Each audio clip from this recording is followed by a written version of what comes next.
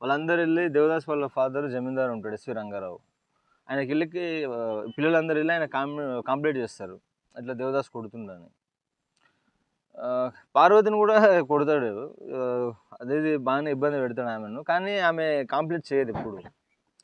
ఆయన హక్కుగా భావించి చేస్తున్నాడు ఆమెతోనే అని అనుకొని ఆమె ఎప్పుడు కూడా కంప్లైంట్ చేయదు ఆయన పైన. ఆమె స్టార్టింగ్ నుంచి కూడా కరెక్ట్గానే ఉంది. ఆమె పాయింట్ ఆఫ్ వ్యూలో ఆమె 100% కరెక్ట్గా ఉంది. ఇక్కడ దేవదాస్ క్యారెక్టర్ చూస్తే డబ్బున్న కుటుంబము, ఏ బాధరబంది లేకుండా ఎట్లాంటి కష్టం లేకుండా పెరిగింది కాబట్టి ఏదో ఇట్లా గాల్లో తెలిపోతున్నట్టు ఇట్లా సింపుల్గా ఇట్లా వెళ్ళిపోతుంది లైఫ్ అనేది. ఆయనకు ఈ హ్యూమన్ వాల్యూస్, ఈ ఎమోషన్స్, ఫీలింగ్స్ గురించి కూడా అంత తెలియకపోవచ్చు అనుకుంటున్నాను నేను. ఎందుకంటే పార్వతి ఆయన నిజంగానే లవ్ చేస్తుంది. ఇట్లా సంబంధాలు చూస్తున్నారు అని తెలిసినప్పుడు పార్వతి వెళ్ళి ఆయనను కలుస్తుంది యాక్చువల్లీ దేవదాస్ని వాళ్ళ ఇంట్లో రాత్రి టైంలో. కలిస్తే మరి ఇట్లా సంబంధాలు చూస్తుర్రు ఏమనుకుంటున్నావు నువ్వు అని అంటే ఈయన ఏది కూడా ఆయన డిసిషన్ చెప్పలేకపోతాడు.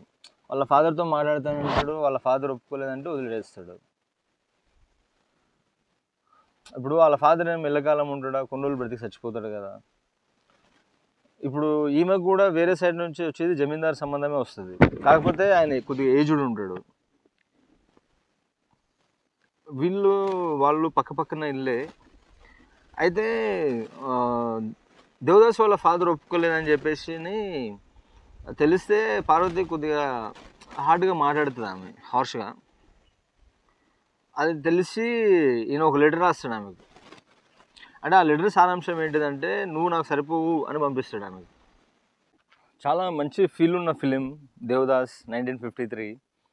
అది 1973లో కృష్ణ గారు కూడా చేశారు దేవదాస్. అప్పుడు మళ్ళీ దీన్ని రిలీజ్ చేస్తే అప్పుడు కూడా ఇది సూపర్ హిట్ అవుతుంది.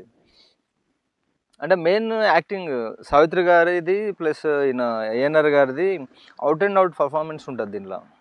ఇంకోటి ఆల్రెడీ కనెక్ట్ అయి ఉన్నారు దాన్ని కాబట్టి అది బాగా రీచ్ అయింది అందరికీ. ఇప్పుడు కూడా సాంగ్స్ పాడుతుంటారు కదా, అంతా భ్రాంతి అయినా జీవితాన వెలిగింతేనా, కుడియడం అయితే పొరపాటు లేదోయ్ ఓడిపోలేదోయ్, ఆ తర్వాత ఓ పార్వతి అనేది ఒక సాంగ్, తర్వాత ఇంకా ఉన్నాయి ఇలాంటి సాంగ్స్.